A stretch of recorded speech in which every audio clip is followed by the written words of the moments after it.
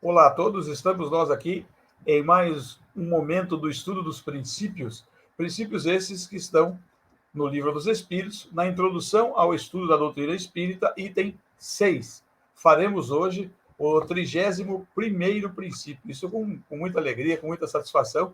Como disse na semana passada, já estamos chegando no final, começamos, já estamos no finalzinho, já estamos aí terminando a caminhada, mas depois haverá muito mais. Então, nesse momento, eu já vou dizendo que esse nosso estudo, ele, além de gerar muito prazer para nós, é uma satisfação imensa estar com todos que nos acompanham. Hoje, novamente, com o Crisley, Juliano e Gustavo, eu, Wagner, aqui tentando fazer uma apresentação, e nós vamos partir para esse instante para a nossa prece de abertura. Eu convido a todos que, de pensamentos elevados, agradeçamos a Deus pela bendita oportunidade concedida a nós. Oportunidades de trabalho, de estudo, mas, acima de tudo, de convivência fraterna. Um ambiente fraterno, de paz e tranquilidade, e um desejo árduo de trazer conhecimento, estabelecendo o princípio básico também da doutrina espírita, como Kardec diz no Livro dos Espíritos, que é a verdadeira evolução intelecto-moral. Quando nos associamos, Senhor, no momento que tu nos permite, de estudo, estamos desenvolvendo o nosso intelecto, e a moral pelo resultado, por aquilo que aprendemos desse estudo. Que possamos ter mais e mais oportunidades e encararmos todos, hoje e sempre, como irmãos uns dos outros, filhos de ti, Deus Pai Todo-Poderoso. Que assim seja.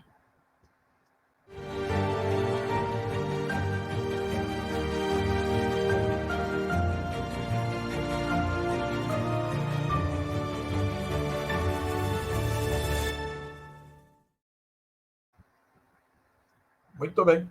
Vamos partir para a leitura do nosso princípio de hoje. O princípio não é muito longo, não. Parece ser muito curtinho, mas não sei se é fácil de fazer, né?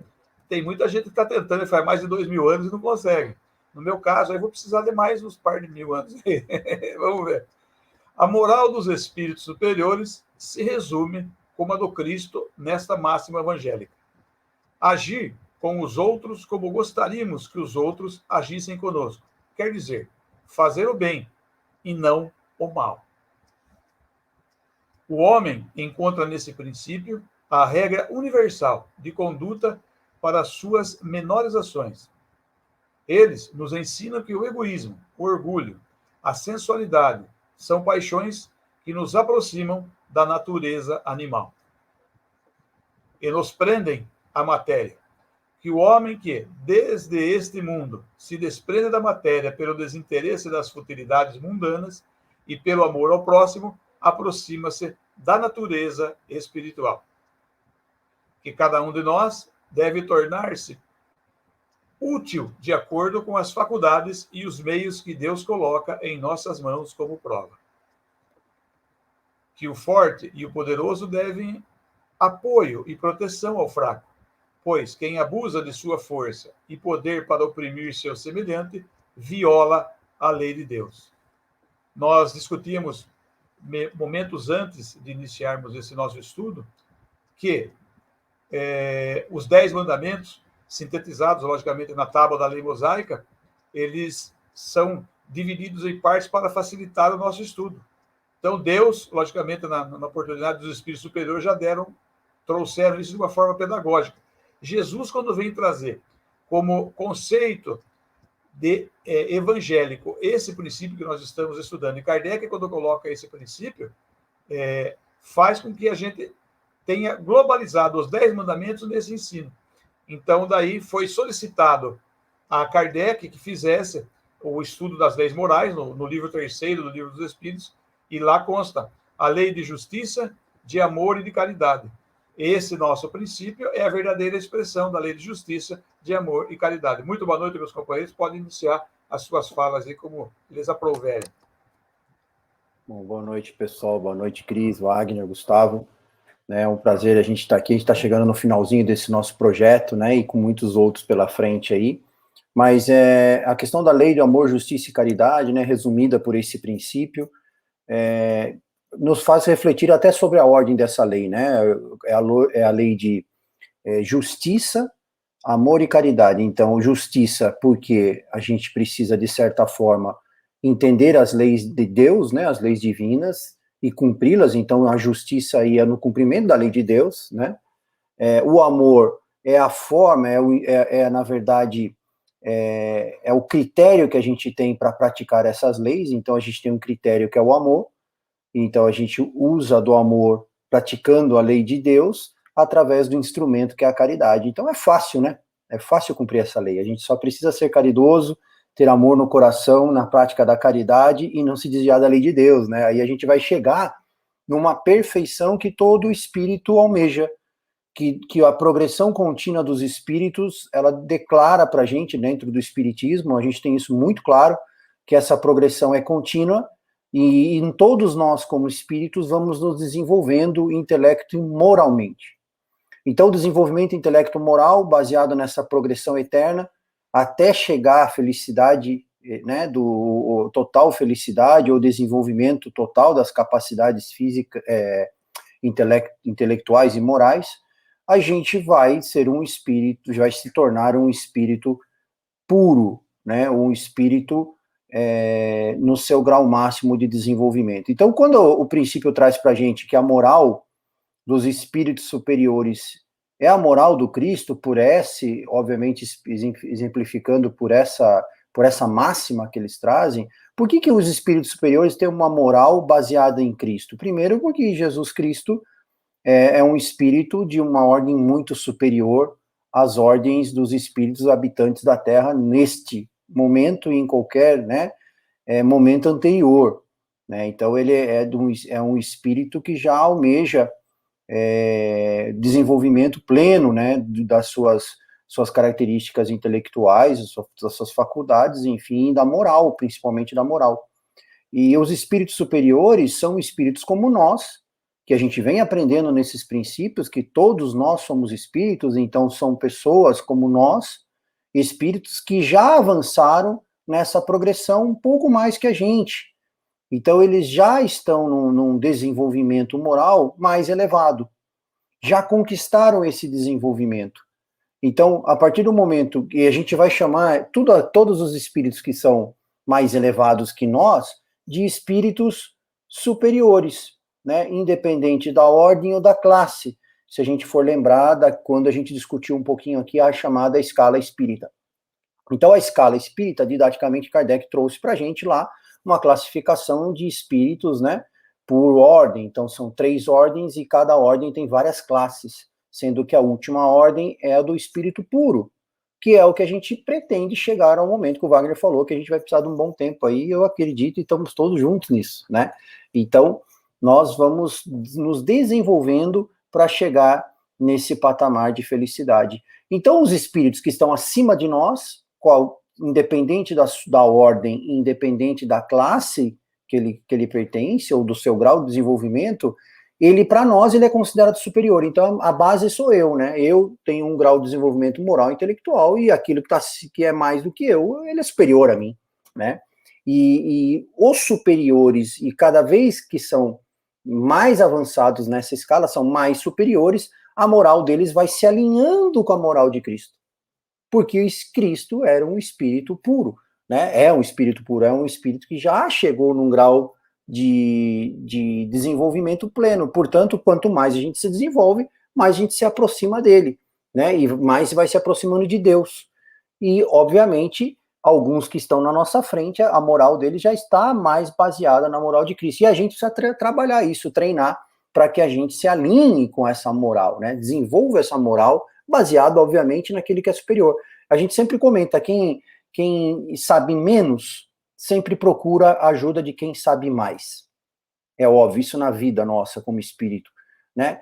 E se Deus é a inteligência suprema, então sempre eu quero avançar em algo, em inteligência, eu vou recorrer ao mais inteligente, que é Deus, que é a inteligência suprema. E eu peço para espíritos mais desenvolvidos intelectualmente e moralmente, né? Então, essa é a lógica dessa primeira parte da moral dos espíritos, se a semelhança dos superiores seria igual a de Cristo.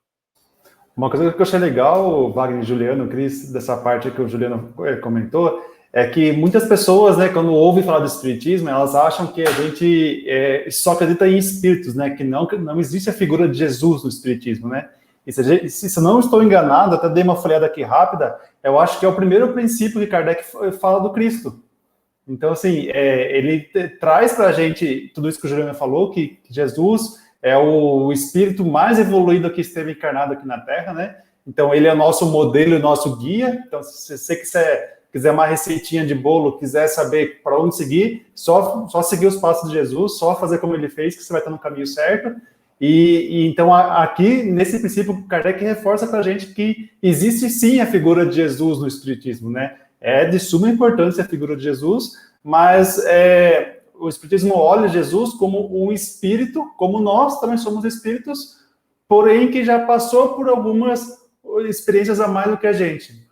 Como a Juliana falou, ele já evoluiu, já passou por alguns estágios que nós ainda não passamos, que nós ainda vamos passar. Então, assim, é legal que coloca ele... É difícil falar isso, né? Não coloca ele na mesma prateleira que a gente. Ele é mais evoluído, ele tem muito mais capacidades do que nós, mas é um espírito como nós, né? Ele não é o Criador. O Criador é um só, que é Deus. Então, eu achei legal a gente ter falar de Cristo agora, né? Que a gente não tinha falado antes. Aliás, Gustavo... Desculpa, Cris. Aliás, eu gostaria só de salientar, a Cris vai falar daqui a pouco, mas salientar o seguinte: o princípio básico do Espiritismo, o objetivo básico do Espiritismo é resgatar a essência do cristianismo, na sua pureza, sem nenhuma interferência humana. Nós não podemos esquecer disso. Peço desculpas, Cris. Imagina, Wagner. Na verdade, eu ia até complementar o que o Gustavo falou, né? E ele comentou, na verdade, Cristo já esteve no nosso estágio, né, Gustavo? Hoje ele está anos-luz na nossa frente, né? Porque ele já passou pelo que nós estamos passando hoje. E eu acho muito interessante porque eles falam que resume naquele ensinamento de Cristo que diz agir com os outros como gostaríamos que agissem conosco. Jesus nunca falou, não faça ao outro o que você não quer que faça para você. Né? Então, ele sempre fala, faça o que você quer que faça para você. Então, nesse momento, ele coloca uma ação, né? Ele fala, faça o bem. Não adianta não fazer o mal, né? E no livro dos Espíritos, os Espíritos trazem esse ensinamento também, de que não adianta nós não fazermos o mal. Nós temos que fazer o bem, né? Então, nós temos que agir com o próximo, agir com as pessoas como gostaríamos que elas agissem com a gente. Não adianta só a gente, não vou xingar porque eu não quero que me xinguem. Não. Então, se eu quero que me tratem bem, eu tenho que tratar bem ao próximo. Se eu quero que me amem, eu tenho que amar. Né? Se eu quero que me respeitem, eu tenho que respeitar. A gente tem sempre que pensar numa reciprocidade. E Cristo foi o nosso modelo, que ele fez tudo isso e nas diversas passagens que ele teve aqui na Terra, né? Nas diversas passagens evangélicas que foram escritas, né? Por exemplo, na passagem da mulher adúltera, né? Que quando eles estão, né? O povo lá está querendo apedrejar, né? A mulher adúltera e começam a perguntar para ele se isso é certo, se ela não deveria ser apedrejada, não sei o que. Eles começam a jogar um monte de perguntas para ele. Ele se abaixa, começa a escrever na areia, e isso está bem descrito no Evangelho segundo o Espiritismo, que ele começa a escrever na areia. Por quê? Porque ele está pensando qual é a resposta que ele vai dar para ele ser justo. E depois ele fala, quem nunca errou que atire a primeira pedra. Né? Então, ele passa a responsabilidade do ato para cada um deles. Então, vocês fazendo isso, vocês estão dizendo que vocês nunca erraram. Né? Então, Cristo, ele sempre nos trouxe exemplos, né? Que é uma coisa que a gente precisa... não adianta a gente falar, a gente tem que mostrar, a gente tem que fazer. E nesse ensinamento ele resume exatamente isso. Ele fala, haja com os outros como você quer que hajam com você. Então, não faça. Não, faça, mas faça o bem. Né? E aí ele ensina o discernimento entre fazer o bem e fazer o mal. Se alguém quiser complementar. Muito bem. O Gustavo falava, e quando nós vimos aí o princípio, né, o desenrolar do assunto sobre o princípio, eu me lembrei, o Gustavo gosta muito da questão 909 do Livro dos Espíritos, né, Gustavo? Que esse aqui não tem por onde, só depende da nossa vontade. Quer falar um pouquinho sobre isso, rapidamente? Né, é exatamente isso, que nem ele fala ali no finalzinho, né, que ele fala assim que, resumindo, né, que dependente da nossa condição que nós estejamos, a gente sempre tem a oportunidade de ajudar outras pessoas. Por mais que nós estejamos sofrendo, estejamos, sei lá, com N dificuldades, N problemas, achando que está faltando alguma coisa mesmo com a gente, sabe? Cheio de desculpas para não fazer as coisas, né, por assim dizer. Mas a gente sempre tem a capacidade, a oportunidade de ajudar as pessoas que necessitam. Então, assim, por mais que nós estejamos mal, sempre tem pessoas em situações piores do que nós. Então, a gente sempre pode ajudar essas pessoas. E essa questão que o Wagner falou, eu acho que ela se encaixa muito bem, porque ela fala exatamente isso, que basta querer, basta ter a força de vontade. E muitas vezes a gente se apega nas desculpas, a gente se apega nas muletas, acha motivos para não fazer, ao invés de acharmos motivos para fazer, para agir, para atuar. Então, que nem a Cris estava falando, é muito mais fácil a gente reclamar do fulano de tal que não nos ama, que não nos trata bem, mas é muito difícil a gente tomar a primeira atitude, o primeiro passo, e a gente começar a tratar ele bem, a gente começar a amar ele, né? Então, assim, o convite é muito claro, né? E ele é difícil, não é nem um pouco fácil. É essa a diferença que eu falei, né? Que Jesus já percorreu isso e a gente ainda está caminhando, está engatinhando nessa direção. Mas, como ele fala também aqui no princípio, quanto mais a gente conseguir exercitar isso, quanto menos apegado às coisas materiais nós estivermos, melhor para a gente. Vai ser mais fácil essa nossa transição, essa nossa caminhada. Juliano, na fala desse princípio, que logicamente é o comportamento humano, como deve ser para afastar-se do materialismo e aproximar-se cada vez da sua condição de evolução moral. Os 10 mandamentos, o exemplo do Evangelho, e depois o Espiritismo vem falar desse princípio no livro 3º do Livro dos Espíritos, onde ele vem trazer para nós as leis morais. E essas leis morais são as leis da adoração, do trabalho, reprodução, conservação, destruição, sociedade, progresso, igualdade, liberdade e, por fim, a lei de justiça, de amor e caridade. Eu acho que isso nos afasta verdadeiramente do materialismo, de algumas das nossas vicissitudes, como orgulho e egoísmo, como Kardec mesmo ressalta que o orgulho e egoísmo é a causa de todos os males na Terra. Então, daí a gente começa a entender independentemente da nossa condição, nós podemos, como o Gustavo disse, podemos ajudar, mas também podemos começar a aprender a dosar a força que nós temos, porque todos nós temos algum tipo de força, né? Sem dúvida, eu acho que a lei de amor, justiça, amor e caridade, ela vem trazer, e toda a parte 3 do Livro dos Espíritos, das leis morais, todas aquelas leis, resumida por essa última, ele traz 3 tipos de deveres do espírito, ou 3 deveres do homem. Então, a primeira parte, que é a justiça, é os deveres do homem para com Deus. Então, nós temos deveres para com Deus. Então, a lei da adoração, né? Aquilo que nós devemos, né, na nossa comunicação, a prece é um instrumento de comunicação com Deus, enfim, os nossos deveres para com Deus. É o primeiro ciclo de deveres que a gente precisa entender. Quando a lei traz lei de amor, amor é o dever nosso para com a gente mesmo, né? Então, esse dever para com si mesmo, ele está descrito em algumas leis, e ele é importante, porque eu preciso também cumprir com coisas, com leis morais que têm a ver comigo, né, com o meu desenvolvimento, com a minha percepção e com aquilo com a ação que eu tenho que tomar.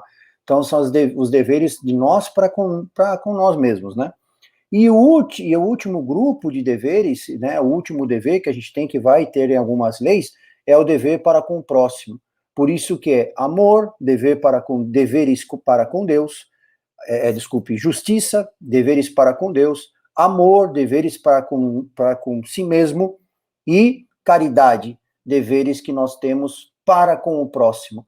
Então, se a gente entender essas leis morais, né, todas elas, ou esse resumo que seja dessa lei máxima, dessa última lei, e começar a tentar praticá-las e se alinhar cada vez mais com elas, entendendo isso como deveres do espírito, a gente começa a galgar um caminho de superioridade, né? Um caminho de espiritualização, de melhoria da nossa condição intelecto e moral. E assim mesmo a gente começa a entender mais a matéria e dar valor àquilo que realmente tem valor, a nossa progressão, as vidas futuras, olhar para o passado para planejar o futuro, né? O futuro a gente precisa trabalhar, o passado a gente precisa refletir, então, né? E o presente a gente precisa agir. Então são coisas que a gente precisa começar a entender, como Cristo fez, como Santo Agostinho fez, como Allan Kardec fez, como outros grandes espíritos fizeram. Não são diferentes de nós. Cristo, ele foi criado por Deus simples e ignorante, como nós, como todos nós.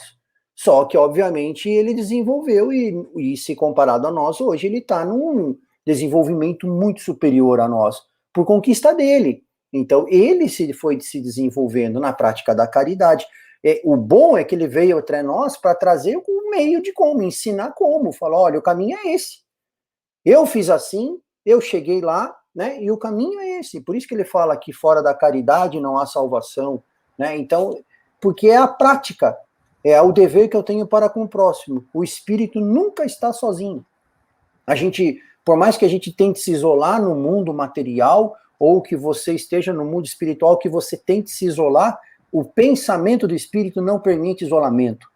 Por quê? Porque o pensamento, ele é irradiado, ele é transmitido, e as pessoas percebem, outros captam, né? Então não tem como se isolar, não existe isolamento do espírito. Por isso que fora da caridade não há salvação. Eu pratico caridade com o próximo, mesmo que eu me isole, mas a hora que eu penso em alguém, eu me conecto, né? E eu tenho a minha irradiação do meu pensamento, e aquela pessoa pode sentir, pode se alinhar, outros se alinham, outros, né, se afinam, outros não se afinam, enfim, nunca estou sozinho. Então, é por isso que essas leis, elas são bonitas, são de fácil compreensão, mas elas exigem da gente uma prática muito forte, né, uma prática diária, uma reflexão diária, que o Santo Agostinho ensinou a gente também, reflita diariamente, para a gente começar a entender isso, né. Ou seja, depende de nós. Não tem por onde. Ninguém vai nos atropelar, e um espírito tão evoluído quanto Cristo nos entende. Cris, nessa condição da lei de justiça, de amor e de caridade, existe uma prerrogativa nossa de estudo e conhecimento que diz o seguinte: nessa lei, nesse princípio, eu conheço aonde é que eu encontro Jesus. É nessa lei. Onde é que eu encontro Deus? É nessa lei. E onde é que eu encontro o próximo? É nessa lei. É mais ou menos assim? Sim, até o Juliano trouxe, né, bem didaticamente essa parte, né? Então, o que significa tudo isso? Se nós não seguirmos essa lei, se nós nos afastarmos da lei, dermos muita importância para as coisas materiais, a gente pode sim violar a lei de Deus, né? Porque a lei de justiça, de justiça, amor e caridade nada mais é do que a lei divina, né? Ela, como o Juliano falou, ela resume todas as outras leis morais, né? Então, nós temos que tentar estar o mais próximo possível da execução dessas leis, do que elas dizem, para que a gente possa ir se afastando das vicissitudes, das coisas mundanas, nos aproximando do mundo espiritual e assim nos aproximando de Deus, tomando cuidado para não abusar o uso, né, contrário, né, à lei. Muito bem. Nessa condição, nós vamos chegando próximo ao nosso finalzinho aqui. Vou deixar para o Gustavo ou para o Juliano dar o recado. É para bater o sininho. Bate o sininho lá, gente. Toca, aciona o sininho. É o Gustavo que dá o recado para a gente. Então, vamos lá. Gente, da minha parte, obrigado mais uma vez aí por estarmos juntos. Estamos chegando no finalzinho já. Se você já é inscrito no nosso canal, se inscreva aqui embaixo. Se você não é inscrito, se inscreva no nosso canal, porque por mais que essa série esteja acabando, nós estamos com outras ideias, então teremos novos vídeos em breve. Então, se inscreva no nosso canal aqui. Estamos fazendo algumas lives também, então assim que tiver a live, você vai ser notificado, se você ativar o sininho. E curta esse vídeo, comente aqui embaixo, e é isso aí. Muito obrigado. Obrigada, Cris, sua pessoal. Até despedida. o próximo vídeo. Já me adiantei, Wagner. Um Vai lá, beijo a Juliana. todos. Obrigado a todos também. Até o nosso próximo vídeo. O nosso próximo é o último, creio, não? Ou é o penúltimo? Não, penúltimo ainda. É o penúltimo, né? No Temos penúltimo. mais 2 depois de Temos hoje. mais 2, então. Então, até os próximos. Um grande abraço a todos. Obrigado, Gustavo. Obrigado, Juliana. Obrigado, Cris. Que nós possamos verdadeiramente aproveitar ao máximo aquilo que nós estamos discutindo aqui. Um grande abraço a todos e até o nosso próximo encontro.